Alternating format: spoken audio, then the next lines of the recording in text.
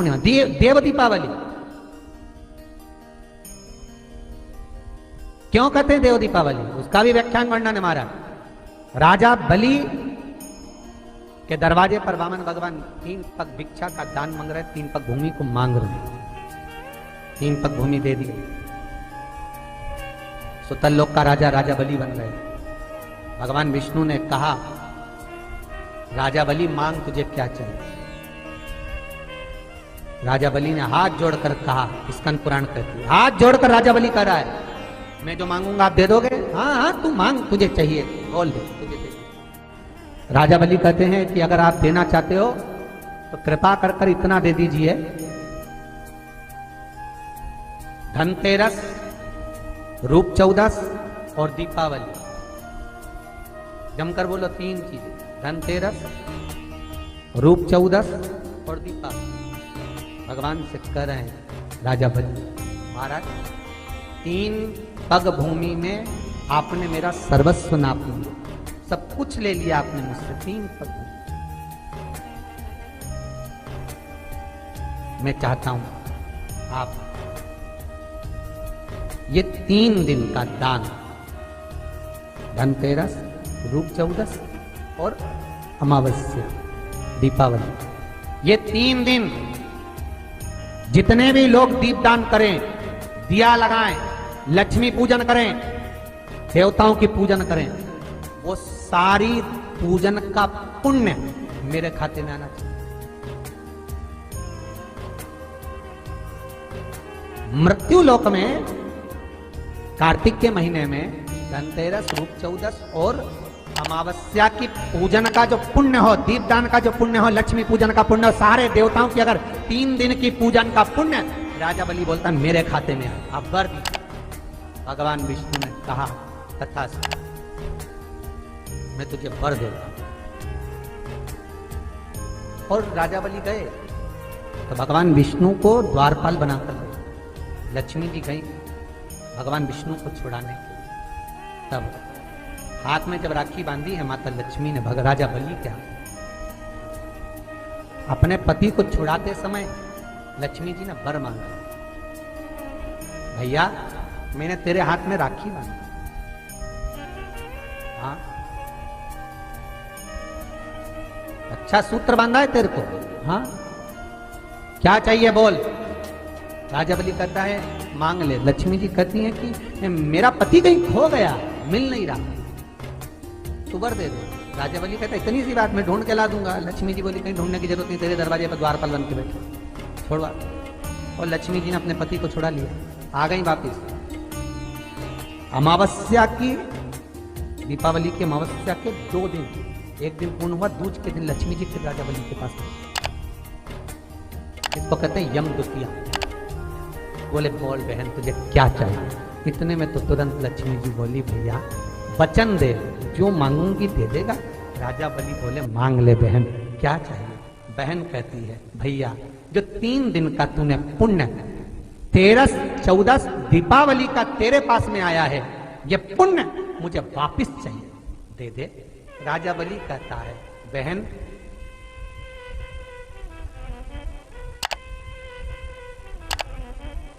कार्तिक की पूर्णिमा के दिन जो व्यक्ति किसी जलाशय पर, नदी, तालाब, बावड़ी, कुआं, जहां भी जलाशय हो उस तट पर जाकर दीप लगाएगा तो उसने जो 3 दिन दान करा है उसका पुण्य उसके खाते में लाख गुना होकर चला जाएगा। लोग इसको देव दीपावली कहते हैं क्योंकि वो पुण्य लक्ष्मी जी छुड़ा कर लाई थी। और इतनी दीप उत्सव मनाया गया था लक्ष्मी जी के लिए कि वाह लक्ष्मी वाह, तूने जगत का कल्याण कर, तूने जगत का उद्धार कर दिया।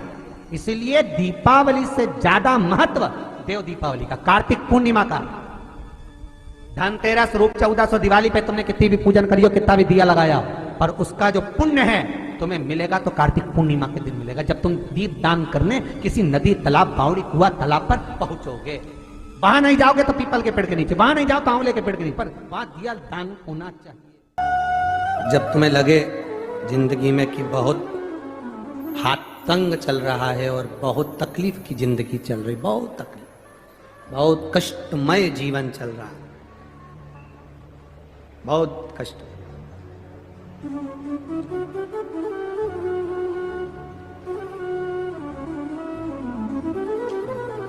एक देव दीपावली आती है, कभी तुम लोगों ने पढ़ा? पंचांग में, कैलेंडर में उसका वर्णन आता। पढ़ी है देव दीपावली? अरे बोलो तो जम के, पढ़ी है? एक देव दीपावली आती है, एक दीपावली, एक देव दीपावली। इन दोनों दीपावली के दिन अगर प्रयास करना, अगर बहुत कष्टमय जीवन चल रहा हो, फैक्ट्री भी ना चले, दुकान भी ना चले, व्यापार भी ना चले और कर्जा बढ़ते जा रहा हो, टेंशन ही टेंशन पूरी जिंदगी में हो रहा हो, कहीं से संपदा आ नहीं रही हो, धक्के की जिंदगी चल रही हो, तो एक बार मधु का प्रयोग कर कर देखना। महालक्ष्मी की अगर पूजन कर रहे हो देव दीपावली पर या दीपावली पर, तो पान के पत्ते पर एक शहद की बिंदी रखकर लक्ष्मी जी को भोग लगाइए और शंकर जी के मंदिर में उसी दीपावली को या देव दीपावली पर शंकर भगवान के शिवलिंग पर एक पत्ते पर या पुष्प पर एक बूंद शहद लगाकर शिव जी को समर्पित कर कर देखिए। अगला वर्ष तक इंतजार करना, बाबा आपकी जिंदगी में चार चांद ना लगा दे उस मधु के बल पर। जितने यहां कथा सुनने बैठे हो, बाबा ने अगर आपको यहां बुलाया है, कार्तिक के महीने में दामोदर मास में गोदावरी के तट पर बैठकर त्र्यंबकेश्वर बाबा की साक्षी में, कपालेश्वर महादेव की साक्षी में, सीताराम सरकार की इस पवित्र भूमि पर पंचवटी में आप अगर कथा को श्रवण कर रहे हो, तो ये विश्वास मानकर चलना कि कहीं ना कहीं शंकर के आप बड़े परम प्रिय हो, इसलिए शिव जी आपका हाथ पकड़कर यहां बुला। कुछ कृपा उसने करनी, जब तक वो कृपा नहीं करता तब तक कोई आता नहीं। गौतम बाबा विराजमान, जब गौतम ऋषि की धर्मपत्नी माहिल्या अपनी भक्ति में तल्लीन रहती, भजन में तल्लीन रहती, एक पुरुष में ईर्ष्या कम होती है।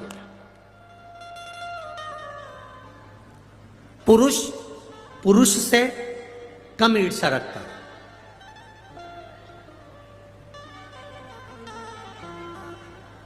पर जो नारी कभी सत्संग नहीं करी होती है, जो नारी कभी भगवान का भजन नहीं करी होती है, जो नारी कभी किसी सतगुरु की शरणागति में बैठकर सत्संग नहीं करी होती है, जिस नारी ने कभी मंत्र का स्मरण नहीं जाना होता है, भले वो कितने भी विद्वान की पत्नी क्यों ना हो, कितने विद्वान की पत्नी क्यों ना, उसके अंदर ईर्ष्या भरा जाती है। वो कितने विद्वान की पत्नी क्यों ना। ये गोदावरी मैया के प्रागट्य की जो कथा है, गौतम बाबा की धर्म पत्नी भगवान की भक्ति में रमने वाली, भजन करने वाली, कीर्तन करने वाली, स्मरण करने वाली, किसी के दिखावे में नहीं पड़ती थी, दिन रात भगवान की भक्ति में डूबती थी। उन्हीं बाबा के आश्रम के नजदीक में बहुत सारे ब्राह्मण रहते थे, उन ब्राह्मणों की धर्म पत्नियां भी वहां रहती थी। ब्राह्मणों के मन में धर्म देखकर अहिल्या को या गौतम ऋषि को देखकर कोई ईर्ष्या नहीं थी, कोई ईर्ष्या नहीं।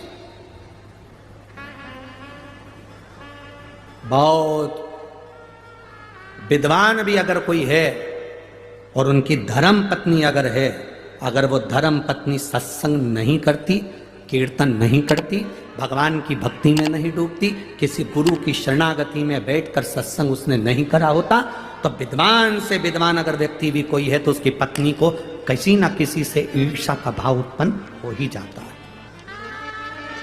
ईर्ष्या उत्पन्न होती है।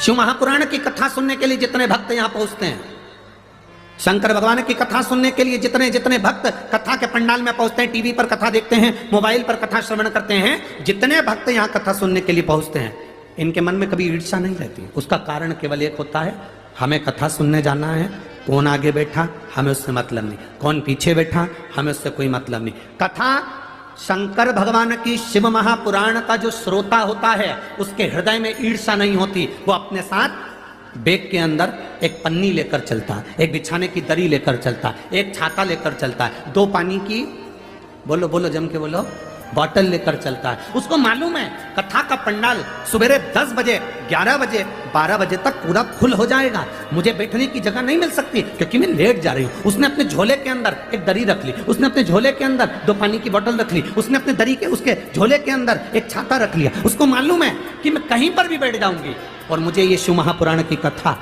जहां सुनने को मिलेगी। सियोर वाला महाराज कहता है एकांतेश्वर महादेव जब कृपा करता है तो खूब करता है। अगर मुझे पंडाल में जगह नहीं मिली तो मैं कहीं एकांत में बैठकर महादेव की कथा का रसपान ग्रहण कर लूंगी, उसमें भी मुझे सुख का अनुभव हो जाए, उसमें भी मुझे आनंद का अनुभव हो जाए, उसमें भी मुझे एक रसतत्व प्राप्त हो जाएगा, भगवान की अविरल भक्ति प्राप्त हो जाएगी। ये वो जानती है, ये उसके चित्त में है, ये उसके हृदय में है, ये उसकी चित्तवृत्ति में विराजमान, ये उसके हृदय में विराजमान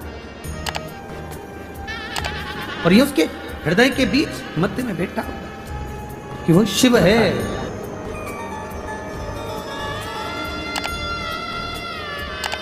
सुख देता है, ईर्षा नहीं। और गौतम बाबा की धर्म पत्नी माता अहिल्या सुबह उठना, बुआरी लगाना, रंगोली डाल देना, जल छोड़ देना, पूरे आनंद के साथ गौतम ऋषि जिस शिव भक्ति में लगे रहते थे, अहिल्या माता उनकी शंकर के पार्थिव शिवलिंग का निर्माण करने के लिए मट्टी को तैयार करती थी। इस पंचवटी भूमि का सबसे बड़ा प्रमाण है, इस नासिक की धरा गोदावरी की तट का सबसे बड़ा प्रमाण 2 है। यहाँ गौतम ऋषि की धर्म पत्नी माता अहिल्या भी मिट्टी तैयार करती थी जिससे पार्थिव शिवलिंग का निर्माण होता था। और इस गोदावरी के तट पर, इस त्र्यंबक बाबा के तट पर, इस पंचवटी की पवित्र भूमि पर एक यमराज की धर्म पत्नी, एक यमराज की धर्म पत्नी जिसका नाम था धुमोरना, एक वो भी मिट्टी को एकत्रित करती थी और शिवलिंग का निर्माण करती थी। एक गौतम बाबा की धर्मपत्नी, एक यमराज की धर्मपत्नी, इनका नियम था शिवलिंग का निर्माण, पार्थिव शिवलिंग की मिट्टी तैयार करना और तैयार करके अपने पतियों को प्रदान करना। यमराज को स्वयं धुमोरना मिट्टी देती थी और पार्थिव शिवलिंग का निर्माण करते थे। आपके स्मरण में होगा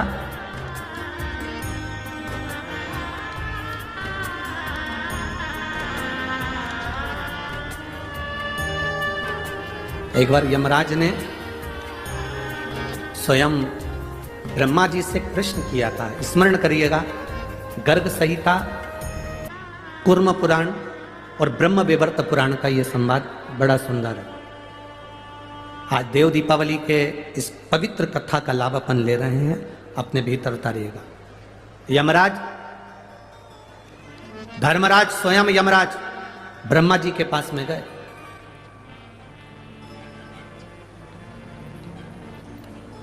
और यमराज ब्रह्मदेव के पास में जाकर ब्रह्मा जी के सम्मुख में खड़े हो गए। अब ब्रह्मा जी के सारे मुख नेत्र बंद थे, स्मरण नहीं आया ब्रह्मा जी को। माता वीणा वादनी ने आवाज लगाकर अपने स्वर में अपनी वीणा से कहा, ब्रह्मदेव दरवाजे पर यमराज आए हैं। ब्रह्मा जी ने अपने नेत्र खोले और ब्रह्मा जी ने जो नेत्र खोले तो सामने क्या देखते हैं कि यमराज खड़ा हुआ है।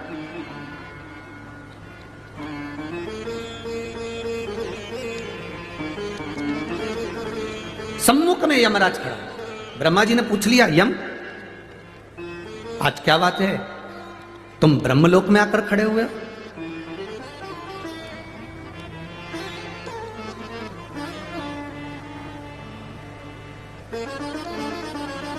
यमराज ने कहा, ब्रह्मा जी मैं संसार के पापी जीवों को नरक का भोग भुगताता हूं।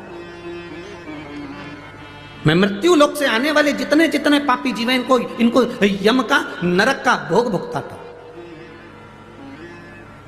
इन जीवों को जब नरक का भोग भुगताता हूंगा तो उसका थोड़ा ना थोड़ा दोष मुझे भी तो लगता होगा। ब्रह्मा जी ने कहा आप तो पूरा निर्णय देने के बाद भोग भुगताते हो तो आपको पाप लगना ही नहीं चाहिए, परंतु यमराज ने कहा नहीं, मेरी धर्मपत्नी धुमोरना कहती है, मेरी धर्मपत्नी धुमोरना ने कहा कि अगर आप जीव को नरक का भोग भी भुगता रहे हो तो कुछ ना कुछ दोष तुम्हारी जिंदगी में लगेगा जरूर। मैं क्या करूं? ब्रह्मा जी ने कहा इसका उत्तर तो मैं नहीं दे सकता, पर इसका उत्तर आपको भगवान नारायण दे सकते हैं। यमराज उसी समय पर ब्रह्मा जी को प्रणाम करे, यमराज के वहां से सीधे भगवान नारायण के पास पहुंच गए। नारायण के दरवाजे पर जैसे बैकुंठ में पहुंचे, माता लक्ष्मी नारायण के चरण दबा रही थी और यमराज ने आकर भगवान के चरणों को प्रणाम करा। जय जयकार हो प्रभु, श्रीमन नारायण, हर हर महादेव, प्रणाम। पूछा, लक्ष्मी जी चरण दबा रही थी, लक्ष्मी जी ने संवाद किया, प्रभु यम आए हैं।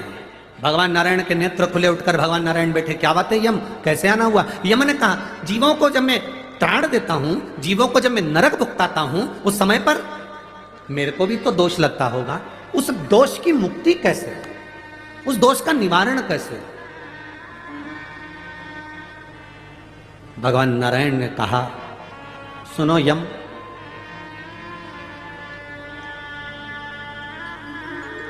गौतम ऋषि की धर्म पत्नी मां अहिल्या स्वयं भगवान शंकर से प्रार्थना कर कर उनकी सिर की गंगा की एक धार 7 केश हटाकर पृथ्वी पर लेकर आई है, जिसका नाम गोदावरी है।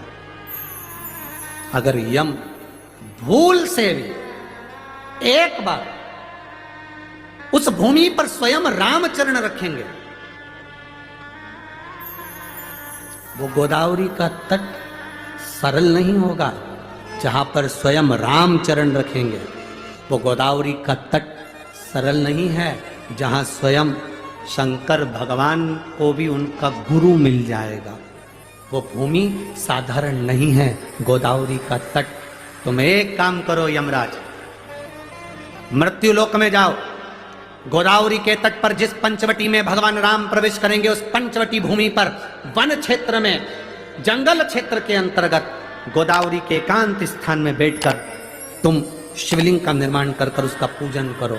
तुम्हारी जिंदगी में अगर कोई जीव का दोष भी होगा तो वो समाप्त हो जाएगा, कैसा भी दोष हो समाप्त हो जाता है। आज आप लोगों से ज्यादा हमारी किस्मत बहुत धनी हुई है, हमारी किस्मत आज धन भागी हुई है कि इस पवित्र भूमि पर धुमोरना यमराज की पत्नी शिवलिंग बनाती थी, यमराज पूजन करते थे और यमराज के ऊपर का दोष भी समाप्त हो जाता था। आज वो पवित्र भूमि पर शिव पुराण गाने का सौभाग्य मिला, सौभाग्य मिला है। और कितने किस्मत वाले होगे मेरे जीजियों, हे मेरी नासिक की जीजियों जीजाओं और मेरी बेटियों मेरे बेटाओं, कितने किस्मत वाले होगे, जरा अंदाजा लगा कर बैठना कि तुम्हारी किस्मत की सराहना नहीं है। दामोदर मास कार्तिक मास में इस गोदावरी के तट पर भले हम पार्थिव शिवलिंग का निर्माण करें ना करें, पर हम 5 दिन शंकर भगवान का शिवलिंग अपने दिल में कथा के माध्यम से बना रहे बिठा। ये शिव तत्व, सब जगह कथा हुई होगी तो भगवान ने थोड़ी थोड़ी तिजोरी खोली होगी लुटाने के लिए, पर आज मेरा दिल कहता है कि ये गोदावरी के तट पर तो मेरा बाबा पूरी तिजोरी के दरवाजे खोल कर लुटाए। आप सुनो, दिल से जो प्रार्थना करोगे वो सुनेगा। एक तो तट गोदावरी का, त्र्यंबक बाबा की साक्षी है, त्र्यंबक बाबा इधर कपालेश्वर की साक्षी है, कपालेश्वर। जब हम कथा में आ रहे थे, जब ऊपर चढ़े तो आते से हमने वो नंदी को देखा, वो बैठा। तुमने देखा कि नहीं देखा? उसको देखते से याद आ गई, रे बाबा गजब करी तूने नंदी बाबा। शंकर भगवान पर ब्रह्मा जी की हत्या का दोष लगा था और नंदी तू बछड़े का रूप लाकर शंकर भगवान को इस गोदावरी पर लाकर छोड़ दिया था और ब्रह्म हत्या से मुक्त करा दिया था। इस नंदी ने बछड़े का रूप रखकर ब्रह्म हत्या से भगवान शिव को मुक्त करा दिया था। आज विचार करो, तो नंदी बस एकांत में बैठा हुआ शिव महापुराण की ओर देखकर आप और हमको भी यही ज्ञान दे रहा है कि तुम सबको ना जाने कितने पाप से मुक्त कर दूंगा 5 दिन की इस कथा में। कितने, और जितने लोग आस्था चैनल पर सुन रहे हैं, जितने फेसबुक यूट्यूब पर कथा सुन रहे हैं, आप अपने हृदय में चित्त रमाकर देव दीपावली शिव महापुराण की कथा को सुन रहे हो। देव दिवाली जो प्रारंभ हुई थी वो त्रिपुरासुर के वध के बाद देवताओं ने दिवाली को मनाया। उस कथा का रसतत्व ग्रहण करने का तुम्हें हमको सौभाग्य मिला।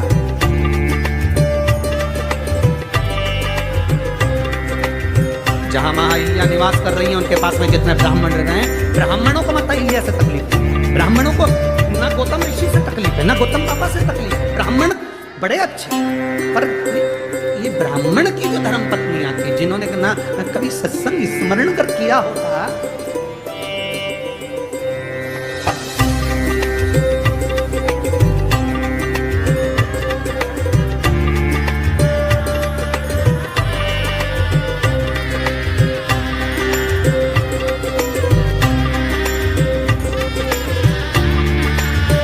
जिसका पति बहुत विद्वान है, जिसका पति बहुत ज्ञानवान है, बहुत विद्वान, वो अपने पति की विद्वत्ता को मान ले, ये बहुत बड़ी बात है। कौन विद्वान की? चंद्रघंटा विद्वान की तो मान ले, बहुत बड़ी बात है। एक पंडित जी प्रवचन में बोल रहे थे, चतुर्मास में 4 महीना बैंगन नहीं खाना चाहिए। कौन बोले? बोलो बोलो, जम के बोलो। एक पंडित जी प्रवचन में कथा में बोल रहे थे, 4 महीना चतुर्मास में बैंगन नहीं खाना चाहिए, दोष लगता है। पत्नी भी कथा में बैठी थी, घर गई, भोजन बनाया, मूंग की दाल, रोटी, बेसन बना। पति ने चिल्लाकर कहा, क्यों रही? अभी 2 दिन पहले मैं बैंगन लाया था, तूने बनाया नहीं। पत्नी बोली, तुम ही तो प्रवचन में बोले कि चतुर्मास में 4 महीना बैंगन नहीं खाना चाहिए। पति माथा ठोक कर बोला, चौकी की कथा को चूल्हे तक क्यों लाई? चौकी की कथा इसे चूल्हे तक क्यों लाई? शिव पुराण कहती है, बोलने वाले को सबसे पहले चाहिए कि स्वयं अमल कर, स्वयं अमल। एक पिता अपने बेटे से कहता है, रात को जरा जल्दी आया करो घर पर, नशे से दूर रहो, तंबाकू मत खाओ, व्यसन मत करो।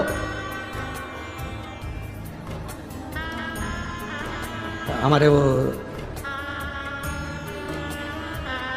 मालेगांव वाले दादा बाबू भूसे पालक मंत्री जी, इनका सबसे अच्छा अगर उद्बोधन हमको लगता है तो एक लगता है, मालेगांव में भी जब कथा हुई तो इन्होंने आखिरी में जब आभार व्यक्त करा, धूलिया में कथा हुई उन्होंने जब आभार व्यक्त करा, तो जितने लोग कथा सुनने आते हैं उन सबसे एक संकल्प करा लेते हैं कि तुम कभी अगर कथा में आए हो तो व्यसन नहीं करोगे, व्यसन को छोड़ो।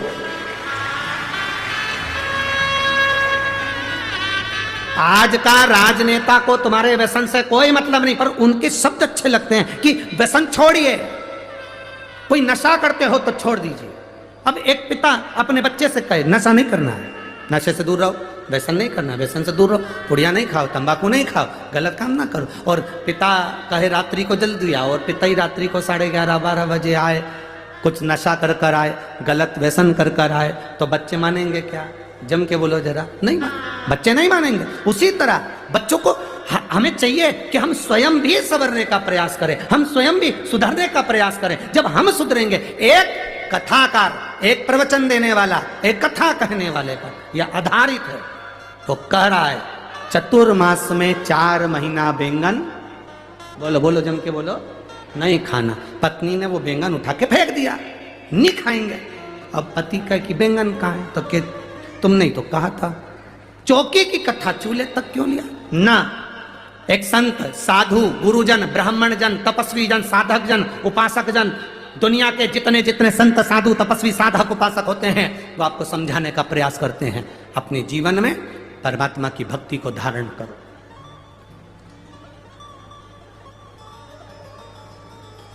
भगवान की अविरल भक्ति को उतारने का प्रयास करो। अब साधु संत स्वयं भी भगवान की अविरल भक्ति में जब डूबते हैं तो कहते हैं कि भक्ति करो, भजन करो। किसी ने एक बार प्रश्न किया था कि हम शंकर जी के मंदिर जाते हैं और हमसे कोई गलती हो जाती है तो शंकर जी क्या क्रोध करते हैं? शंकर जी क्या क्रोध करेंगे? शिव महापुराण की कथा कहती है शंकर जी का नाम है भोला। क्या नाम है? भोला। शिव जी का नाम है भोला, इसलिए कहते हैं भोले बाबा। भोले बाबा का मतलब एकदम भोला।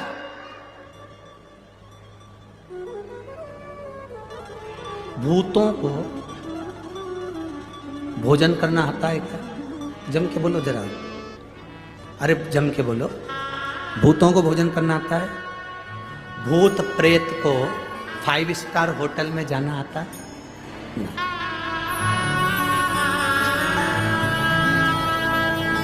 5 स्टार होटल में वही जाएगा जिसमें थोड़ा विवेक होगा, अच्छा होगा, तो खाने का तरीका होगा तो कहीं चलेगा।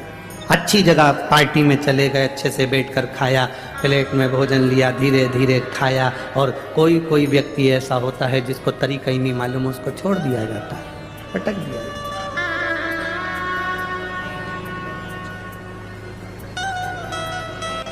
अब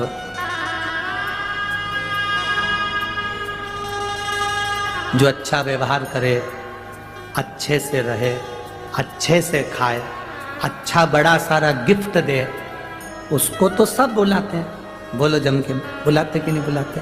बुलाते हैं ना। जिसमें बुद्धि ना हो, विवेक ना हो, खाने का तरीका नहीं, रहने का तरीका नहीं, उसमें बोलने का तरीका नहीं, पहनने का तरीका नहीं, लोग उसे पागल कहते हो, बेकार कहते हो, ये किसी काम का नहीं। कभी कभी माँ कह देती है मेरे बड़े बेटे में बहुत समझदारी है, छोटे में अकल नहीं है, मूर्ख है, पागल है। मेरी एक बहू बड़ी समझदार है, दूसरी बहू में अकल नहीं, मूर्ख है, पगली है, बेवकूफ है, कह दिया माँ ने। एक समझदार है और एक पागल है, बेकार। जो समझदार है उसको दुनिया अपना बनाती है, और जो बेवकूफ है, पागल है, जिसको दुनिया ठुकरा देती है, उसको महादेव अपना बना लेते हैं। उसको महादेव अपना बना। तुम 4 बहनें हो, 2 बहन पैसे वाली है, मायके जाती है, सम्मान होता है, रिश्तेदार सम्मान करते हैं, उनको बुलाते हैं, आदर देते हैं। तुमसे बड़ा लिफाफा 1000 का 500 का उसको मिलता है। तुम गरीब हो, साधारण हो, तुम्हारे पास में ना तो ज़्यादा गाड़ी है ना बंगला है, जो किस्मत में लिखा था वहाँ शादी हो गई। तुम अपनी ज़िंदगी साधारण से जी रही हो। बहन के घर शादी में गए, सबको अच्छा लिफाफा दिया, सबको अच्छी साड़ी दी, तुमको कमज़ोर साड़ी दे दी, तुमको कमज़ोर लिफाफा दे दिया, तुम्हें साधारण सा मिठाई का डब्बा दे दिया। क्यों? बाकी की बहन पैसे वाली थी, धनपति थी, बाकी के रिश्तेदार पैसे वाले थे, उनको अच्छा दिया। तुम साधारण थी, तुम्हें साधारण दे दिया। तुम घबराना नहीं, रोना नहीं, कभी अंदर से टूटना मत, अंदर से कभी मत टूटना कि मेरे बाकी के रिश्तेदारों को तो मेरी मासी ने खूब दिया, मेरी मामी ने खूब दिया, मेरे चाची ने खूब दिया, मेरी काकी ने खूब दिया, मेरी बुआ ने खूब दिया, बाकी को दिया, मुझे कम दिया क्योंकि मैं साधारण परिवार से हूँ। शिव कथा कहती है जो बहुत विद्वान है, बहुत बहुत प्रबल है, उनके लिए पूरी दुनिया पड़ी है, जिनको कोई नहीं पूछता, जिनका कोई आदर नहीं करता, जिनको लोग ठुकरा देते हैं, शिव कहते हैं उनको मैं अपनाता हूँ, वो मेरे हैं, वो मेरे हैं। भूतों को कौन पूछेगा? प्रेतों को कौन पूछेगा? गरीबों को कौन पूछेगा? आपके पास में किसी अमीर मंदिर में देने के लिए धन नहीं है, बहुत सेठों का कोई मंदिर गए, तुम्हारे पास में देने के लिए पैसे की गड्डी नहीं, कोई सोना नहीं, कोई चांदी नहीं, कोई हीरा नहीं, कोई पन्ना नहीं, कोई आभूषण नहीं, कोई आभूषण नहीं। कोई आभूषण, कोई रतन सोना चांदी नहीं। आप वहां पर जाकर सोचोगे, मेरी बहन ने अभी कार्यक्रम करवाया था, वहां पर गई थी, वहां जाकर उन्होंने इतना दान करा, मेरे पास कुछ नहीं है। तुम कभी ना घबराना, तुम्हारे पास मेरे भोलेनाथ जी ने एक लोटा जल दिया है, उसको दिल से तुम महादेव को चढ़ाती रहना, उसके करीब न जाती, वो नजदीक है। मेरे भोले तेरा सहारा है, मेरे भोले तेरा सहारा है, मेरी नैया का तू किनारा है, मेरी नैया का तू किनारा है। आप उसके हो जाओ। लोग आपको बेवकूफ समझे कोई बात नहीं, लोग आपको बेकार समझे कोई बात नहीं।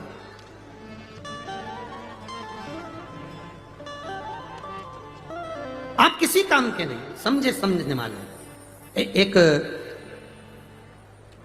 लड़के के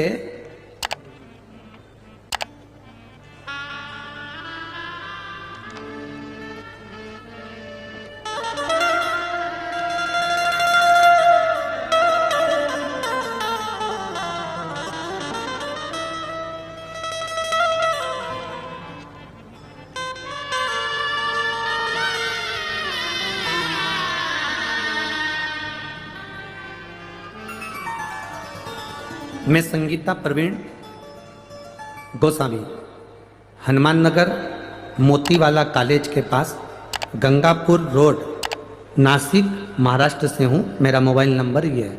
कहीं बैठी हैं तो हाथ हिला सकती हैं। हाँ आप ही हैं, एक बार वापस हाथ हिला दो जी। मैं संगीता प्रवीण गोस्वामी हनुमान नगर मोतीवाला कॉलेज के पास गंगापुर रोड नासिक महाराष्ट्र से हूँ। मालेगांव में जो कथा हुई थी तब हमें पता चला कि बाबा की कृपा क्या होती है। गुरुदेव, मेरी बड़ी दीदी के गले में गठान हो गई, जिस गठान का ऑपरेशन करने के लिए डॉक्टर ने कह दिया, गठान का ऑपरेशन होगा तो डॉक्टर ने कहा इनकी आवाज जा सकती है और ये गठान जो है ये कैंसर की। सब घबरा गए, आवाज भी चली जाएगी, गठान निकालना भी जरूरी है गले में से, करें तो करेंगे। दादा बाबू भूसे जी को मैं धन्यवाद देना चाहती हूं, शिव महापुराण की जो अलख जगाई उसके लिए मैं उनको साधुवाद दूंगी। कथा का रसतत्व किससे कहते हैं यह हमें सुनना सिखाया। जब दीदी को गठान हुई, डॉक्टर ने कह दिया गठान साधारण नहीं है, जांच के लिए बाहर जाएगी और इसमें रोग है, बीमारी है, वो निश्चित है। फिर वापिस हमने नासिक में दिखाने के बाद में गुजरात में जांच कराई तो भी उन्होंने कह दिया 8 दिन के अंदर इस गठान का ऑपरेशन करा लो, ये ज्यादा फैल रहा है, तकलीफ हो। परंतु इसका एक सबसे बड़ी बात यह है कि इसमें आवाज चली जाएगी गले की और गला पूरा बंद हो जाएगा, क्योंकि कंठ पर ही ये गठान है तो पूरा गला वहीं से कटेगा और वहां से पूरा निकलेगा। क्या करा जाए?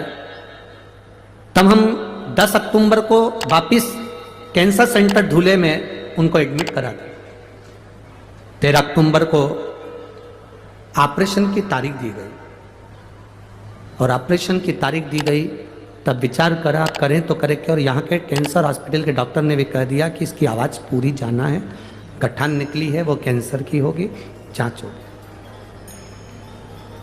उस समय पर मालेगांव कथा थी, बाबा से प्रार्थना करी, बाबा से निवेदन करा कि बाबा बहन के गले में अगर गठान है और वो कैंसर की ना निकले और उसकी आवाज ना जाए। जहां कथा होगी मैं वहां कथा सुनूंगी। मालेगांव की कथा के समय पर हम निवेदन करें, बाबा की कृपा से बहन की ऑपरेशन हुआ, श्री शिवाय नमस्तुभ्यम का जाप करा, शिवजी पे चढ़ी हुई एक बेलपत्र बहन के हमने डॉक्टर से कहा आपसे बस एक निवेदन है, इसके पलंग के पास में ये बेलपत्र ऑपरेशन के समय पर रख देना। इतने अच्छे डॉक्टर थे कैंसर हॉस्पिटल के, उन्होंने वो बेलपत्र उनके पलंग के पास रखी। गांठ का ऑपरेशन हुआ, बाबा की कृपा क्या होती है गुरुदेव, वो सारे डॉक्टरों ने कैंसर बताया था, गांठ निकलने के बाद जांच के लिए पुणे गई, वहाँ से रिपोर्ट आई कि ये कैंसर नहीं है और उनकी आवाज़ भी वापस आ गई। शिव तत्व ओ घड़ी शंभु। अब ठीक है बाबू, हाथ हिला दो एक बार वापस। श्री शिवाय नमस्तुभ्यम। हम यहाँ कथा में बाबा को धन्यवाद देने के लिए बैठिए। श्री शिवाय नमस्तुभ्यम। शिव तत्व इसी को कहते हैं, ओ घड़ी इसी को कहते हैं। आपका जो भरोसा है, आपका जो विश्वास है, वो दृढ़। मेरी नासिक की जीजियों, आप कथा सुनने के लिए बैठे जरूर हो। बाबा ने अगर बुलाया है, कोई शादी में बुलाता है तो विदाई में मिठाई का डब्बा देकर भेजता है, साड़ी देकर भेजता है, गिफ्ट देकर भेजता है। मेरा बाबा अगर इस नासिक की धरा पर शिव पुराण कथा सुनने बुलाया है तो 5वें दिन कुछ ना कुछ देकर भेजेगा, जरूर, खाली नहीं भेजेगा, भेजेगा। इसीलिए शिव महापुराण कथा को सादा।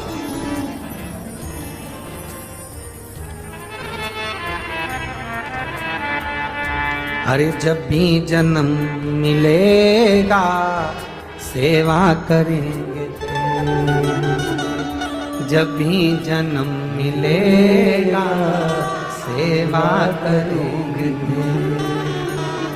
कहते तुमसे बाबा शरण पड़ेंगे थे, कहते तुमसे बाबा शरण पड़ेंगे थे। देना साथ हमारा बाबा बन करके तुम साथ, देना साथ हमारा बाबा बन करके तुम साथी।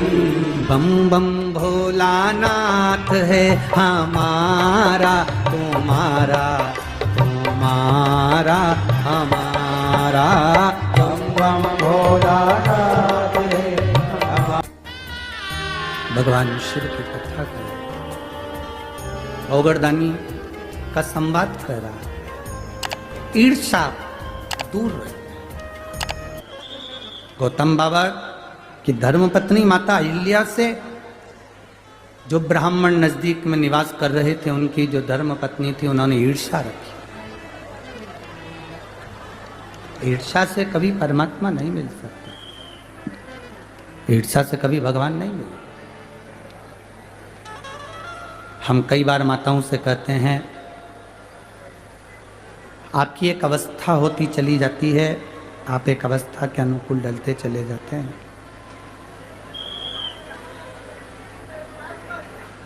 जब अवस्था के अनुकूल आप ढलते चले जाएं तो धीरे धीरे ये प्रयास करा करो कि परिवार, घर, गृहस्थी,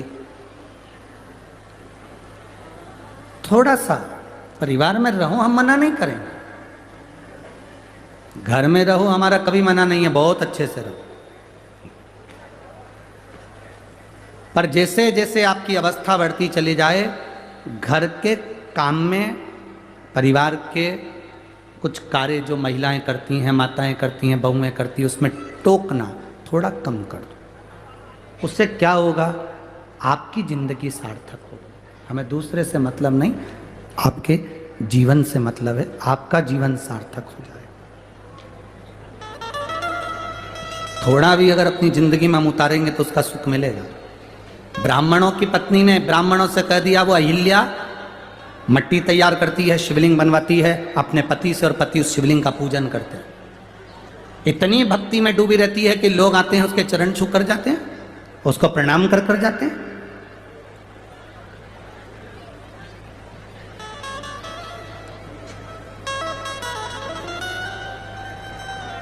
किस नारी का सम्मान सबसे ज्यादा होता है? कहा, जो दूसरे के लिए समर्पित है।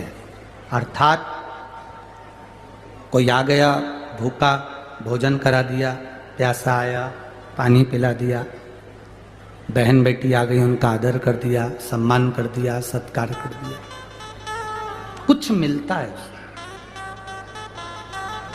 ब्राह्मणों की पत्नी कोई अच्छा नहीं लगा अहिल्या को देखकर, ईर्ष्या जाग गई। ब्राह्मणों में ईर्ष्या नहीं थी, गौतम बाबा को देखकर भी, उनकी धर्म पत्नी को देखकर भी ईर्ष्या नहीं, पर ब्राह्मणियों की ईर्ष्या जागृत हो गई।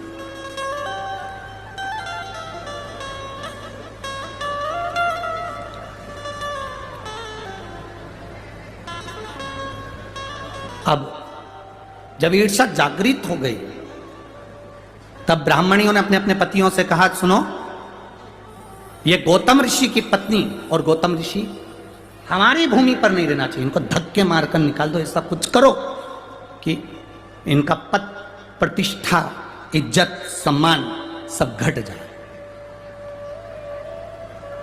कुछ ऐसा करो कि इनकी पद, प्रतिष्ठा, इज्जत, मान, सम्मान कुछ घट जाए, करो कुछ ऐसा। अब क्या करा जाए ऐसा कि पद, प्रतिष्ठा, इज्जत, सम्मान चले जाए? तो ब्राह्मणों ने भगवान श्री गणेश जी महाराज का आह्वान किया। गणेश जी महाराज का आह्वान कर कर गणेश जी की स्मरण पूजन करी। स्मरण पूजन कर कर गणेश जी महाराज प्रकट हो गए। गणेश जी ने कहा, मांगो ब्राह्मणों, तुम्हें क्या चाहिए? ब्राह्मणों ने कहा, बस एक काम कर दो कि ये गौतम बाबा के ऊपर गौ हत्या का दोष लग जाए, ऐसा कुछ कर दो। गणेश जी ने पूछा कि ये बताओ कि गौतम ऋषि ने तुम्हारा बिगाड़ा क्या? गौतम ऋषि ने क्या कह दिया? गौतम ऋषि ने शब्द कह दिया, गौतम ऋषि ने गाली दे दी, गौतम ऋषि ने अपशब्द कह दिया, या माँ अहिल्या ने कोई अपशब्द कह दिया, या ताना दे दिया हो, या अपशब्द कह दिया हो, या आड़ी टेढ़ी बात कह दी हो, तो बात दूसरी। ना तो गौतम ऋषि कुछ बोले हैं, ना माँ अहिल्या कुछ बोली हैं, फिर क्यों ये गौतम ऋषि पर अपशब्द कहना? केवल ब्राह्मण की धर्म पत्नियों का ये विचार नहीं था। आज के समय में कई लोग ऐसे भी हैं जो किसी को पहचानते नहीं, मोबाइल पर किसी ने बस एक कमेंट्स कर दिया कि ये बेकार है, और लोगों ना जाने ना पहचाने अंदर इतनी ईर्ष्या भरी रहती है कि उसमें लोग बेकार बेकार गालियां, अपशब्द, ताने, आड़ा टेढ़ा कहना प्रारंभ कर देते हैं।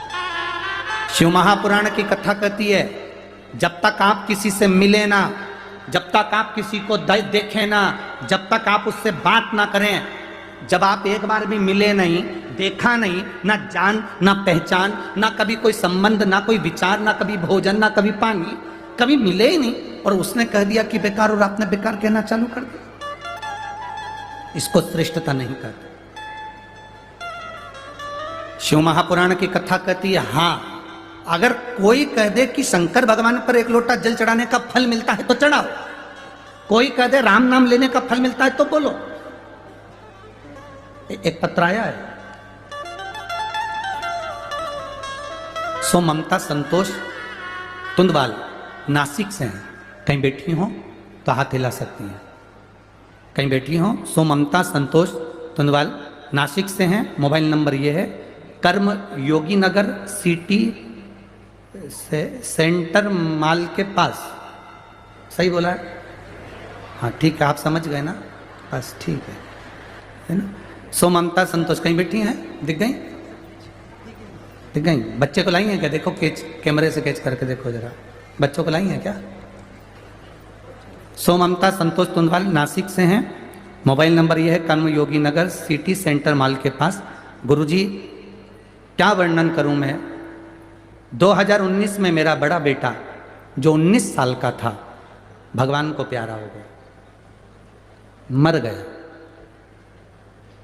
मेरी एक बड़ी बेटी तो है जो उससे बड़ी है, पर मेरा बेटा 19 साल का लड़का चले गया, बहुत अच्छा था गुरुदेव, वो चला गया, बहुत दुखी रहती हूँ, करूँ तो करूँ क्या। एक ही लड़का था जो चला गया, मन नहीं लगता था। मेरी ननन ने कहा, जो आपके शंकर की कथा से पहले से जुड़ी हुई है, उसने कहा, भाभी शिव महापुराण की कथा सुना करो, सीवर वाला महाराज टीवी पर आता है, टीवी के सामने जमीन पर आसन लगाओ, कथा सुनो। उस समय गुरुजी आपने कथा में कहा था, जो मांगोगे वो मिलता है, कहीं पर भी बैठकर कथा सुनो, चाहे पंडाल हो, टीवी हो, मोबाइल हो, बस दिल से जब श्री शिवाय नमस्तुभ्यम बोला जाता है, तब आंख स्मरण कर बंद कर कर उससे प्रार्थना करी जाती है। गुरुदेव, मैंने टीवी के सामने बैठकर बाबा से प्रार्थना करना प्रारंभ करी, मेरा बेटा चले गया, मुझे वो बेटा चाहिए। मेरी ननन ने कहा भाभी आप 50 साल की हो गई हो, कहां से बेटा होगा, कहां से बच्चा होगा, क्यों सियोर वाले महाराज की परीक्षा लेती हो? और कहती हो कि वही महाराज तो कहता है कि जो मांगोगे वो मिलेगा। भले मैं 50 साल की हो गई तो क्या हुआ, पर मुझे मेरा बेटा चाहिए। अगर महादेव में बल है, शिव महापुराण में बल है, तो मुझे संतान जरूर देगा। मेरे बाबा का मैं क्या गुणगान करूं गुरुदेव। बाबा की कृपा से मेरी गोदी में, मेरे गर्भ से 50 साल की मेरी उम्र है। 2021 को 11 मार्च को मेरा बेटा बाबा ने दे दिया। बेटी हो तो हाथ हिला सकती हूँ, बच्चा है साथ में, लिया बच्चा है साथ में तो लिया।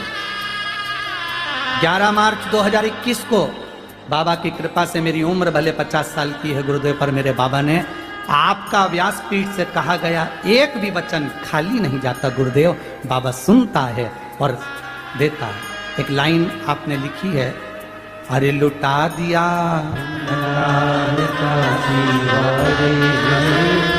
कर दिया माला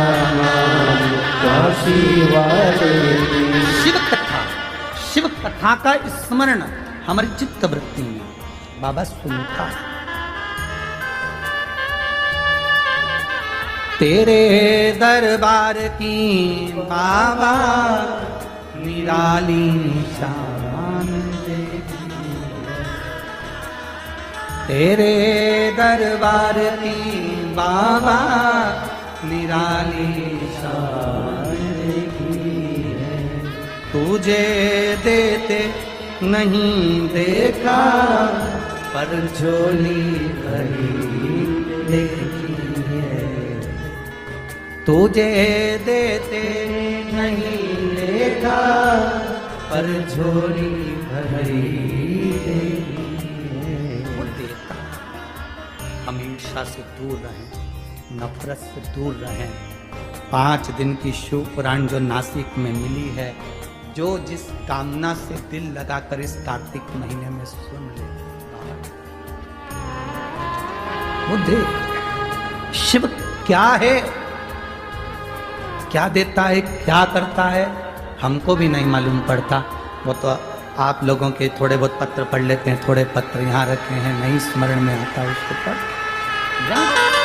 क्या है शिव, क्या देता है, क्या करता है, उसका स्मरण आपको मालूम है।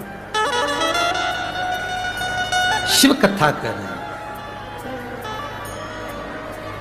गणेश जी ने कहा ये नहीं हो सकता, मत करो, ये सिद्ध नहीं है। क्यों ईर्ष्या रहती है, किस लिए, काय के लिए ईर्ष्या?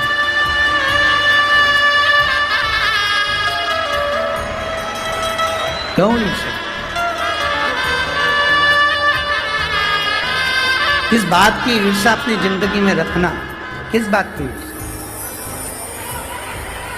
और उस ईर्ष्या से कारण क्या?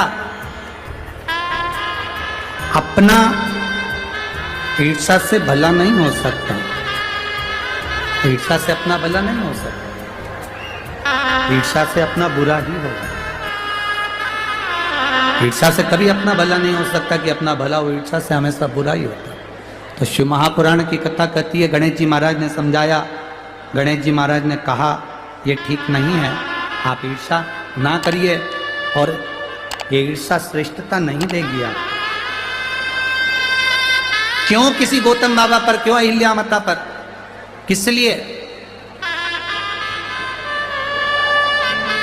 क्यों दोष लगाना, किस लिए दोष लगाना? छोड़ो इस बात को। गणेश जी की बात नहीं मानी, आखिरी में ब्राह्मण पत्नियां जिद पर अड़ गई और ब्राह्मण पत्नियों ने कहा नहीं गणेश जी महाराज आपको तो वर देना ही पड़ेगा, चाहे कुछ भी हो जाए। इस गौतम ऋषि पर गौ हत्या का दोष तो आपको लगाना ही पड़ेगा। गौतम ऋषि पर गौ हत्या का दोष तो आपको लगाना पड़ेगा, जरूरी है। और ये गौतम ऋषि पर गौ हत्या का दोष लगे, तब गौतम ऋषि को धक्के मारकर जब निकाला जाए, तब उसमें प्रसन्नता, तब उसमें प्रसन्नता। देखो देवता जब देते हैं तो पल्ला जम के बोलो, जम के जरा, देवता जब देते हैं तो पल्ला झाड़ कर देते हैं, और महादेव जब देते हैं तो छप्पर आड़ के देते हैं। उसकी देने की रीति अलग, उसकी देने की रीत अलग। ईर्षा रखने वाले कितनी भी ईर्षा करें, कपट करने वाले कितना भी कपट करें, पांव खींचने वाले कितना भी पांव खींचें, अपशब्द कहने वाले कितना भी अपशब्द कहें, ताने देने वाले कितना भी ताना दें, गाली देने वाले कितना भी गाली दें, आड़ा टेढ़ा कहने वाले कितना भी आड़ा टेढ़ा कहें, पर जब मेरा महादेव स्वयं त्र्यंबकेश्वर बनकर कृपा करता है तो दुनिया देखती रह जाती। वो कहे, जो बोलने वाला बोले, आड़ा टेढ़ा कहने वाला आड़ा टेढ़ा कहे, अपशब्द कहने वाला अपशब्द कहे, गाली देने वाला गाली दे, पर जब मेरा बाबा कृपा करता है तो सहज नहीं।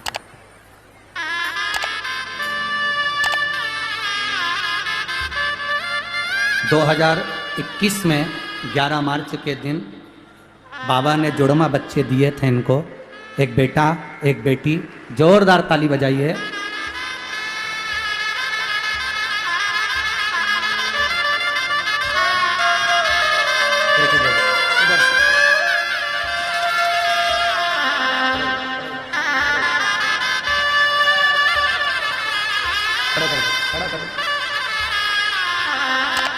ये 19 साल का जो बेटा चले गया था और 50 वर्ष की आयु में जो भगवान ने दिया,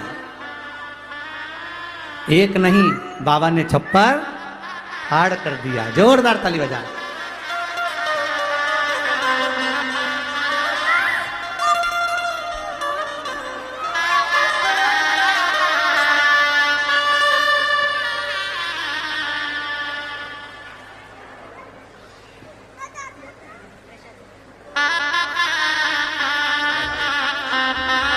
बच्चों का नाम शिवाय और शिवांगी रखा है। बहुत बहुत साधुवाद। अरे लुटा दिया भंडार का शिवाय, कर दिया माला का शिवाय, लुटा दिया भंडार का शिवाय, कर दिया माला शिवाय। इस शिव की कृपा से देवता देते हैं पल्ला झाड़ कर, महादेव देता है छप्पर फाड़ कर, कम नहीं देते। इस पत्र में एक बात इन माँ ने लिखी है, मैं कभी भरोसा नहीं करती थी किसी महाराज की बात पर। ढेरों से मिली, इसके बाद भी मेरा बेटा 19 साल का चले गया। दुख कितना होता है जवान बेटे जाने का। पर गुरुजी, आपकी शिव पुराण वास्तव में शंकर खुद बोलता है और एक नहीं, एक की जगह दो देता है।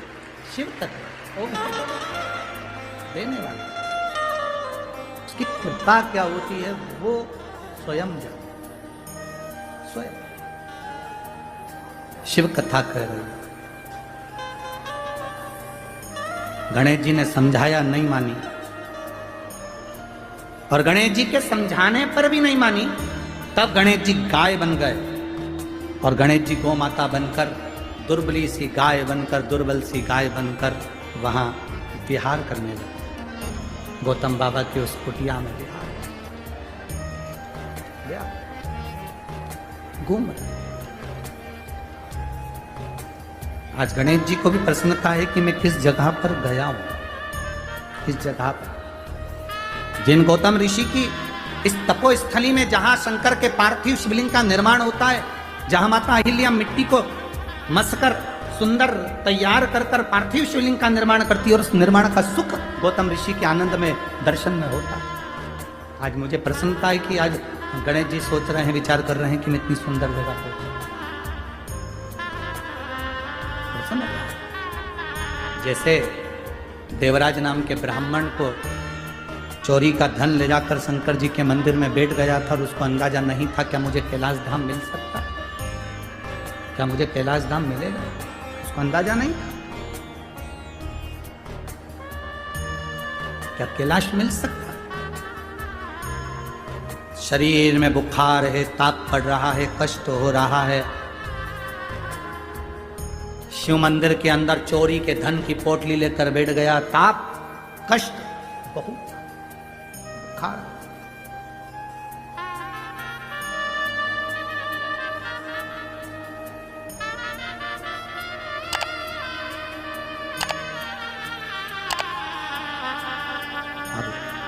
इतना शरीर में कष्ट, और महादेव महादेव महादेव हर हर महादेव। मंदिर के अंदर पंडित जी चिल्ला रहे थे और देवराज नाम के ब्राह्मण को गुस्सा आ रहा था, क्योंकि उसके शरीर में कष्ट था। जब शरीर में बुखार आता है, ताप बढ़ता है, शरीर में कष्ट बढ़ता है, भोजन छूट जाता है। जब घर में पाप बढ़ता है, व्यसन बढ़ता है, आड़ा टेढ़ा धन बढ़ता है, तो भगवान का भजन छूट जाता है। तुम रोज पहले तुम भगवान के व्रत कर लेती थी, तकलीफ नहीं आती थी, पूजन कर लेती थी, तकलीफ नहीं आती थी, नवरात्रे गणेश जी सब अच्छे से करती थी। अब जैसे जैसे बहुएं आ गई, परिवार बढ़ गया, पोता पोती नाती पंती सब होते चले गए, घर में पूजन का मन नहीं करता। अब अच्छे से कोई पूजन पाठ नहीं होता, मन नहीं लगता। समझ लेना, बुखार बढ़ा तो भोजन छूटा, शरीर में ताप बढ़ा तो भोजन छूटा, पेट दुखा, सिर दुखा, कुछ भी दुखा तो भोजन छूटा। और घर में अगर पाप बढ़ा, कुछ कष्ट, ये पाप कर्म जब घर में बढ़ता है तो भजन छूट जाता है, भजन छूट। आज देवराज मंदिर से बाहर निकला, बेलपत्री के वृक्ष के नीचे देवराज बैठ गया। शरीर में कष्ट था, बहुत कांप रहा था, बेलपत्र के वृक्ष के नीचे उसके प्राण छूट गए, प्राण छूट गए।